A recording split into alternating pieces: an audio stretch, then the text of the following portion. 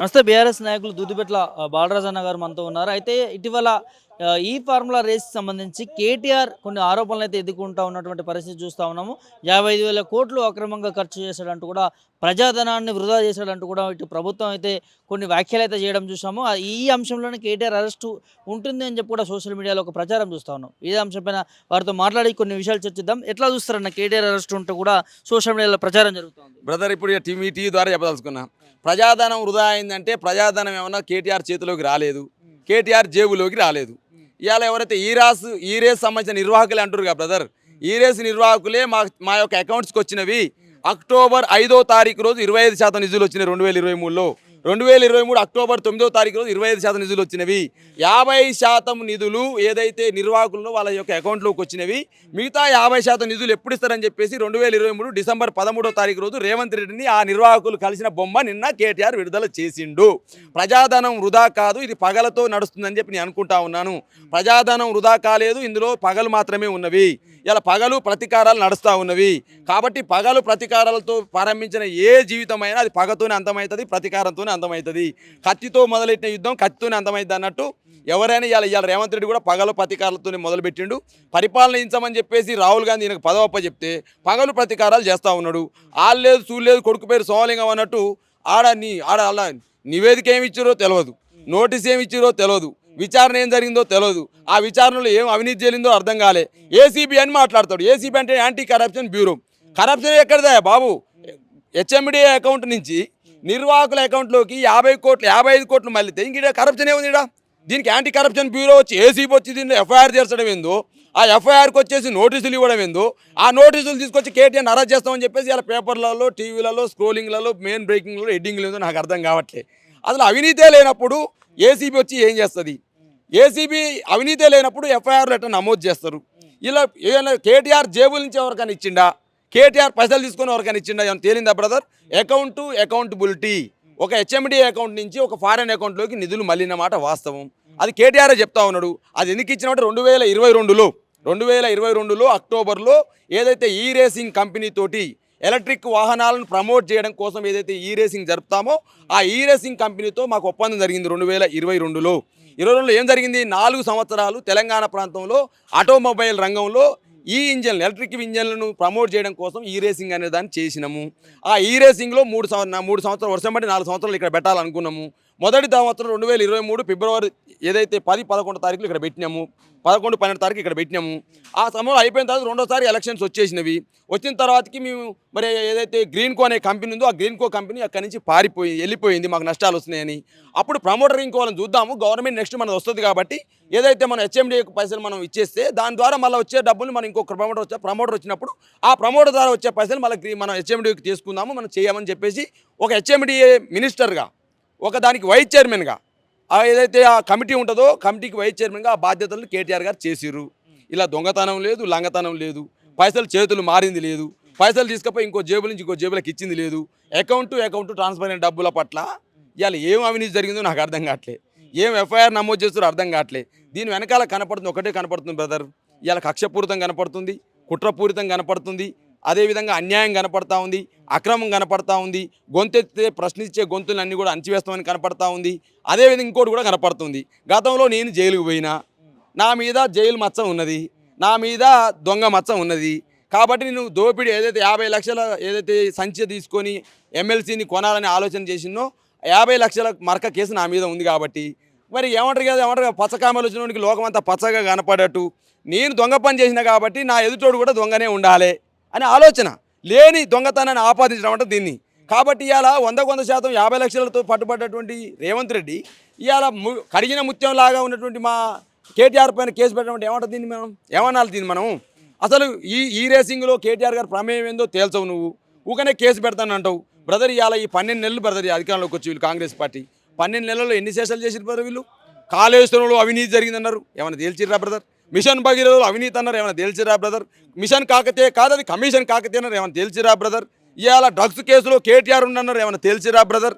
అదేవిధంగా రాజు పాకాల వాళ్ళ బామ్మార్ది ఇంట్లో దావత్ జరుగుతూ ఉంటే అక్కడికి వెళ్ళి దాంట్లో డ్రగ్స్ పెట్టి ప్రయత్నం చేసి డ్రగ్స్లో ఇరికిద్దాం అనుకున్నా, ఏమైనా తేల్చిరా బ్రదర్? లఘుచర్రలో కేటీఆర్ వస్తే ఉంది, గిరిజన రైతులను రెచ్చగొట్టింది కేటీఆర్ అన్నారు, ఏమైనా తేల్చిరా బ్రదర్? అదేవిధంగా ఇవాళ నేను అడుగుతున్న బ్రదర్, విద్యుత్ ఒప్పందాలు అవినీతి జరిగింది, రేపో మాపో కేటీఆర్ జైలుకి అన్నారు బ్రదర్. ఏమన్నా చేసిందా బ్రదర్? ఇవాళ ధరణిలో లక్షలాది ఎకరాలు ఆక్రమించుకున్నారు కేసీఆర్ జైలుకి అన్నారు. ఏమైనా తేల్చిరా బ్రదర్? నేను అడుగుతా ఉన్నాను. అదేవిధంగా ఓఆర్ఆర్లో ఏమైనా తేల్చిరా బ్రదర్? గట్టనే ఈ రేసింగ్లో కూడా ఏమి తేల్చరు వీళ్ళు. 100కు 100% నేను అడుగుతా ఉన్నాను. ఇలా దేంట్లో వీళ్ళు తేల్చే సీన్ లేదు, దేంట్లో కేటీఆర్ ప్రమేయం లేదు. మా నాయకులు ఉద్యమ నాయకులు ఉద్యమంలో పనిచేసిన వాళ్ళు, నీతి నిజాయితీతో పనిచేసిన వాళ్ళం మేము. కాబట్టి ఇలా కేటీఆర్ని మీద బురద చల్లడం కోసం, కేటీఆర్ కడిగిన ముత్యంలాగా ఉన్నాడు కాబట్టి, మచ్చ లేకుండా కాబట్టి ఒక మచ్చ తీసుకొచ్చి మరకంటిద్దామనే ప్రయత్నం చేస్తూ ఉన్నారు. ఏమంటారు కదా, ఒక బర్రెట బురదల మునిగి అన్ని బర్రెలకు మూసినట్టు ఇలా రాష్ట్ర శాసనసభలో ఒక బర్రె ఏమో బురదల మునిగి వచ్చింది. ఏ బర్రె అది? రేవంత్ రెడ్డి అనే దునపోతూ బురదల మునిగింది. బురద అంతా అన్నిటికీ అంటియాలని చూస్తుంది. కాబట్టి నాకు బురద అంటింది కాబట్టి అందరికి బురద అంటియాలనే ప్రయత్నమే ఇలా కేసు చూస్తే కనపడతా ఉంది బ్రదర్. ఇవాళ ఏదన్నా ఆధారం చూపెట్టు బ్రదర్. ఎందుకు అరెస్ట్ చేస్తావు బ్రదర్? లగచర్లలో బ్రేకింగ్ మీరే మీ ఛానళ్ళలోనే కేటీఆర్ అరెస్టు అని అంటారు. ఎందుకు అరెస్ట్ అవుతారు లగచర్లలో? గిరిజన రైతుల గురించి మాట్లాడొద్దా ప్రతిపక్ష నాయకుడిగా? గిరిజనుల అరెస్టు గురించి మాట్లాడొద్దా? గిరిజనుల భూములు కోల్పోతుంటే మేము మాట్లాడొద్దా బ్రదర్? ఇవాళ డ్రగ్స్ కేర్తో అన్యాయంగా సినీ పరిశ్రమను మొత్తం కూడా ఇక్కడి నుంచి తొలగించే ప్రయత్నం చేస్తూ ఉన్నావు. ఎవరి కోసం చేస్తూ ఉన్నావు? సినీ పరిశ్రమను ఎందుకు నువ్వు అట్లా ఆభాసపాలు చేస్తూ ఉన్నావు?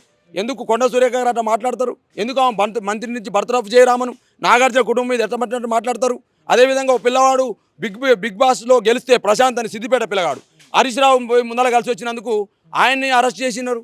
అల్లు అర్జున్ ముఖ్యమంత్రి పేరు తరిగా గుర్తురానందుకు ఆయన అరెస్ట్ చేసినావు. ఇక కేటీఆర్ని కూడా అరెస్ట్ చేయాలి. ఇదే పని తప్ప ఇక కుట్రలు తప్ప కనపడతాయి బ్రదర్. కాబట్టి 100కు 100% ఈ 12 నెలల్లో వీళ్ళు కొండను దోవిరని వీళ్ళు అనుకుంటా ఉన్నారు. కొండను దోవిరు కానీ ఎలకని కాదు, ఎలక తోకను కూడా పట్టలేరు. రేపు ఈ రేసింగ్లో జరిగే కుట్ర కూడా, ఈ రేసింగ్లో జరిగే కేసు కూడా ఇది న్యాయస్థానాల ముందు గెలవదు. ఎందుకంటే లఘుచర్లలో 38 రోజులు రైతుల నుంచొచ్చు, మా యొక్క మాజీ ఎమ్మెల్యే పట్నం నరేంద్ర నుంచొచ్చు, కేటీఆర్ని అరెస్ట్ చేస్తామని పుకార్లు రప్పియొచ్చు. ఇలా ఈ రేసింగ్ కూడా గదే కథ. మళ్ళా వీళ్ళు చేతులు కాల్చుకుంటారు, వీళ్ళు మళ్ళీ తప్పు చేసినామంటారు. ఇలా నేను అడుగుతా ఉన్నాను, పొంగులేటి శ్రీనివాసరెడ్డి బాంబులు పేలుతాయి, ఆటం బాంబులు పేలుతాయి, లక్ష్యం బాంబులు పేలుతాయి, వంకాయ బాంబులు పేలుతాయి. వంకాయ బాంబులు ఏమైనా వెళ్ళినాయన పొంగులేటి శ్రీనివాసరెడ్డి? ఇలా నేను అనుకుంటా ఉన్నాను, బాంబుల పేరుతోటి అలా రేవంత్ రెడ్డి కుర్చీ కిందనే బాంబు పెట్టడానికి కనపడతా ఉంది. ఎందుకంటే ఎట్లాగా రాష్ట్రంలో సంవత్సరం అయింది ఆయన పరిపాలనకు వచ్చి, రేవంత్ రెడ్డి ముఖ్యమంత్రి అయ్యి. కాబట్టి ముఖ్యమంత్రి కావాలని కలగంటుడు పొంగులేటి శ్రీనివాసరెడ్డి. ఎందుకంటే నెంబర్ 2 కదా, రెవెన్యూ శాఖ మంత్రి గారు నెంబర్ 2 కాబట్టి ఇక కేటీఆర్ అనే అంశాన్ని తీసుకొచ్చేసి ఆయన అరెస్ట్ చేపించేసి రాష్ట్రంలో అతలాకుతలం చేసేస్తే రాహుల్ గాంధీ ఏమనుకుంటాడు, సోనియా గాంధీ కూడా పరిపాలించమని పదవి చేతికి రోజు పగలు పతికారాలు పంచాలని తిరుగుతున్నాడు, ఈ రేవంత్ రెడ్డి తీసి పక్కనేద్దాం. కాబట్టి ఇక ఓలైతే బాగుంటుంది, పగలు పతికారాలు చేసేటువంటి రేవంత్ రెడ్డి కంటే మంచిగా పరిపాలించే పొంగులేటి బాగుంటుందని చెప్పేసి అనాలని ఆలోచన చేస్తుండో నాకు అర్థం కావట్లే. ఎవరు అంటలే, ఏ క్యాబినెట్ మినిస్టర్ అంటుండా బాంబులు వెళ్తాయి, లక్ష్యం బాంబులు వెళ్తాయి, దీపావళి బాంబులు అన్నడా? ఇవాళ దీపాలు పోయింది, క్రిస్మస్ వచ్చింది, రేపు సంక్రాంతి వచ్చింది, బాంబులు పేలుతాయో పేలవు కానీ రేవంత్ రెడ్డి కింద సీటు కింద ఉన్న బాంబు మాత్రం పేలుతట్టుంది. అది పొంగులేటి బాంబు అని నేను అనుకుంటున్నాను. ఇంకో అంశము, ఇక్కడ ఏదైతే డబ్బు ట్రాన్సాక్షన్ అకౌంట్ ఒకటని మీరు అంటా ఉన్నారు, అది చట్టబద్ధంగా జరగలేదు కాబట్టే కేసు ఫల్ అయ్యే అవకాశం ఉన్నట్టు బ్రదర్. మంత్రి అంటే చట్టం, ముఖ్యమంత్రి అంటే చట్టం. ముఖ్యమంత్రి మాట్లాడిన మాట అయినా, మంత్రి చేసిన శాసనమే. గుర్తుపెట్టుకోండి, చట్టసభలో ఉన్న సభ్యులకు ఆ అధికారం ఉంటుంది, మంత్రికి అధికారం ఉంటుంది. హెచ్ఎండిఏ వైస్ చైర్మన్గా కేటీఆర్ గారికి అధికారం ఉంటుంది అంటున్నాను నేను. ఇలా పోనీ అధికారం లేదని మీరు అంటున్నారు కదా, ఏమైనా కేటీఆర్ ఏమైనా 55 కోట్ల నుంచి ఏమన్నా 10 రూపాయలు తీసుకుని వాడుకున్నాడా? లేకపోతే ఆ పైసలను ఏమన్నా నిర్వాహకులకు ఇవ్వలేదని వాళ్ళని చెప్పిరా? మీకు నిర్వాహకులే చెప్తారు కదా బ్రదర్. ఎవరైతే ఈ రేసింగ్ నిర్వహిస్తారో ఆ నిర్వాహకులే చెప్తారు, ఈ పైసలు మా అకౌంట్లోకి 55 కోట్లు వచ్చినాయి, 50% నిధులు వచ్చినవి, ఇంకా 50% నిధులు మీరు ఎప్పుడు ఇస్తారో చెప్పండి, వాళ్ళు షూరిటీ ఎవరు ఇస్తారో చెప్పండి అని వాళ్ళే చెప్పారు కదా. డిసెంబర్ 13వ తారీఖు రోజు, డిసెంబర్ 19, 2023 మెయిల్ రాసిరు కదా మీ అరవింద్ కుమార్కు. నీ దగ్గర ఉన్నాడు కదా ఆయన ప్రిన్సిపల్ సెక్రటరీ, ఆయన అడగాలి కదా. ఊకనే ఏదో కేటీఆర్ మీద బట్టగాల్చి మీద వేయాలి, కేటీఆర్ మీద ఆరోపణ చేయాలి, కేటీఆర్ని అరెస్ట్ చేయాలి, కేటీఆర్ని అబాస్పాలు చేయాలి, కేటీఆర్ క్యారెక్టర్ అనౌన్స్ చేయాలనే ఆలోచన కాదు కదా. అది కాదు కదా. నువ్వేం తెలిసినావో చెప్పు, ఏం ఆధారాలు నువ్వో చెప్పు, ఎటువంటి ఆలోచనతో నువ్వు అరెస్ట్ చేస్తున్నావు చెప్పకుండా ఊకనే కేటీఆర్ అరెస్ట్ అంటే అగ్నిగుండం అవుతారా బిడ్డ? నీకు అర్థం కావట్లే. కేటీఆర్ అనే బ్రాండ్ అంబాసిడర్ ఇక్కడ తెలంగాణ యువతకు, తెలంగాణ ప్రజలకు, తెలంగాణ బీఆర్ఎస్ పార్టీకి వర్కింగ్ ప్రెసిడెంట్. ఆయన 65 లక్షల సభ్యత్వం ఉన్నది, అనేక మంది నికార్సైన తెలంగాణ ఉద్యమ నాయకుడు ఆయన మీద నువ్వు టచ్ చేస్తావా? టచ్ చేసి చూడు, ఒక పోలీస్ ఆయన టచ్ చేయమని చెప్పు, అరెస్ట్ చేసి చూస్తే ఒకవేళ అయినా కూడా నేను అక్రమంగానే అరెస్ట్ చేస్తా, అన్యాయాన్ని ప్రశ్నిస్తే అరెస్ట్ చేస్తా, రైతుల కోసం ప్రశ్నిస్తే అరెస్ట్ చేస్తా, నిరుద్యోగుల గురించి మాట్లాడితే ప్రశ్నిస్తా అరెస్ట్ చేస్తా, మీరు ఇచ్చిన హామీలు అమలు చేయలేరంటే అరెస్ట్ చేస్తా అంటే చెయ్యి. హామీలు అమలు చేస్తలేమన్నందుకు అరెస్ట్ చేస్తే గర్వంగా జైలుకు పోతాం. రైతుల కోసం ప్రశ్నిస్తే జైలుకు పోతుంటే గర్వంగా పోతాం. నిరుద్యోగుల గురించి మాట్లాడుతుంటే అరెస్ట్ చేస్తూ ఉంటున్నాం కదా, గర్వంగా పోతాం. ప్రజల సమస్యలు గొంతెత్తితే అణచివేస్తుంటే జైలు పంపుతుంటే గర్వంగా జైలుకు పోతాం అంటున్నాం మేము. మాకు జైలు కొత్త కాదు, మాకు బెయిల్ కొత్త కాదు, లాడ్ ఛార్జీలు కొత్త కాదు, ఇటువంటి కేసులు కొత్త కాదు. ప్రజల కోసమే నువ్వు అరెస్ట్ చేస్తానంటే 100% శిరస్సు వంచి ప్రజల కోసం జైలుకు పోవడానికి సిద్ధము. నువ్వు సిద్ధమా రేవంత్ రెడ్డి ప్రజా సమస్యలు పరిష్కరిస్తేందుకు? ప్రజా సమస్యల మీద నువ్వు ఇవాళ అంటున్నావు కదా, ఇదే సమస్య మీద శాసనసభలో చర్చ పెడతావు. నువ్వు సిద్ధమా చెప్పు. మీ సిద్ధం, చర్చిస్తాం. ఇవాళ లగచర్లకు సంబంధించిన బాధిత రైతులు బాధపడుతున్నాయా, ఏడుస్తున్నారు మా భూమి ఎట్టిస్తామని. మా అడ్వకేట్, మా లీగల్ సెల్ సంబంధించిన మాజీ కమిషన్, బీసీ కమిషన్ మాజీ సభ్యులు శివప్రసాద్ పటేల్ వారి బృందము 10 రోజులుగా శ్రమిస్తూ అన్యాయమైన కేసులు వేసిరని చెప్పేసి, అక్రమ కేసులు పెట్టిరని చెప్పేసి అడ్వకేట్లను పెట్టి మా లీగల్ సెల్ అంతా కూడా వాదించింది, ఛేదించింది. ఇవాళ అన్యాయంగా అక్రమంగా చేసిన లగచర్ల రైతులకు బెయిల్ ఇప్పించింది కదా బీఆర్ఎస్ పార్టీ కదా, బీఆర్ఎస్ పార్టీ లీగల్ సెల్ కదా. ఇలా వాళ్ళు మేమేమో ప్రజల కోసం కొట్లాడుతున్నావు, నువ్వేమో పదవుల కోసం కొట్లాడుతున్నావు. నువ్వేమో ప్రజల సమస్యల కోసం మాట్లాడుతుంటే నువ్వేమో పగలు ప్రతీకారాలని చెప్పేసి ఏదో రాయలసీమ సంస్కృతిని తీసుకొచ్చి చేపెడుతున్నావు నాయన. జర మానుకో నాయన రేవంత్ రెడ్డి. నీ బుద్ధి మార్చుకో, నీ తీరు మార్చుకో, నీ వ్యవహారం మార్చుకో, నీ ఆలోచన మార్చుకో, నీ పగలు ప్రతీకారాలు మార్చుకో నాయన. నీకు పదవి ఇచ్చింది పగలు ప్రతీకారాల కోసం కాదు, సోనియా గాంధీ ఇచ్చింది, రాహుల్ గాంధీ ఇచ్చింది. ప్రజలకు పరిపాలన చేయమని ఇచ్చారు నాయన. కొంచెం ఆలోచన చేసుకోవచ్చారా. నేను జైలు పోయినా కాబట్టి కేటీఆర్ జైలు పోయిన ఆలోచన తప్పు మానుకుంటున్నా నేను ఇవాళ. కాబట్టి నీలో ముసలం ముట్టినట్టు కొడుతుంది. పొంగులేరు సింహారెడ్డితో నేను ఉంటే పగలు ప్రతీకారం ఉంటే తేల్చుకొని అంటాం. చివరిగా అరెస్ట్ అయితే పరిణామాలు ఎట్లా ఉండబోతాయి అనుకోవచ్చు కేటీఆర్? అరెస్ట్కి ఆధారమే లేదా, ఇంకా అరెస్ట్ ఎక్కడిదిగా? అంతేనా? అరెస్ట్కి ఆధారం ఎక్కడ చెప్పు? నువ్వు ఏం ఆధారంతో అరెస్ట్ చేస్తావు? ఒకవేళ అరెస్ట్ చేస్తే కావాల్సుకొని అరెస్ట్ చేయాల్సిందే, కక్షపూరితంగా అరెస్ట్ చేయాల్సిందే. అరెస్ట్కు ఆధారం ఏంటి అంటున్నావు నేను. నువ్వేం ఆధారంతో కేటీఆర్ని అరెస్ట్ చేస్తావు? ఏమి అవినీతి చేసినని అరెస్ట్ చేస్తావు? ఏమి అవినీతి మచ్చ ఉందని అరెస్ట్ చేస్తావు? ఎన్ని కోట్ల రూపాయలు ఆయన తీసుకున్నా? 55 కోట్లలో కేటీఆర్కి 55 కోట్లు కావాల్సి వచ్చింది. నేను అంటున్నాను, నేను ఇలా 55 కోట్ల రూపాయలేనా కేటీఆర్? అసలు కేటీఆర్ ఏంది, కేటీఆర్ వ్యవహారం ఏంటి, కేటీఆర్ మాజీ మంత్రి ఏంది, ఒక తెలంగాణ సాధించిన తొలి ముఖ్యమంత్రి కొడుకు ఆయన. 55 ఇది ఫాల్స్ కేసే బాబు. ఏం దొరకక ఇది దొరికించుకుని నేను అంటున్నా కదా. నేను ఏం దొరికినా దొరకలేదు, ఏం దొరకదు. ఇది కూడా దొరికింది కూడా అబద్ధం దొరకదు. అది కూడా అలా కూడా ఏం దాంట్లో పసలేదు, దాంట్లో ఎసలేదు, ఏం లేదు. ఏమైనా రేవంత్ రెడ్డి గారికి ఒక వ్యసనం మాత్రం ఉంది. Arrest, jail, jail, jail. ఎప్పుడు జైలేనే. ఆయన కావాల్సిన చెర్లపల్లి జైలు, చెంచలు కూడా 2 చూసిండు. కాబట్టి ఆయన జైలు జీతం తప్ప ఇంకోటి కనపడతలేదు ఆయనకు. ఆర్టీఏలు కట్టడం, ఇక పెయింటింగ్ వర్క్ చేసిండు, ఆర్టీఏలు కట్టిండు, జైలుకు పోయిండు, దొంగదందా చేసిండు.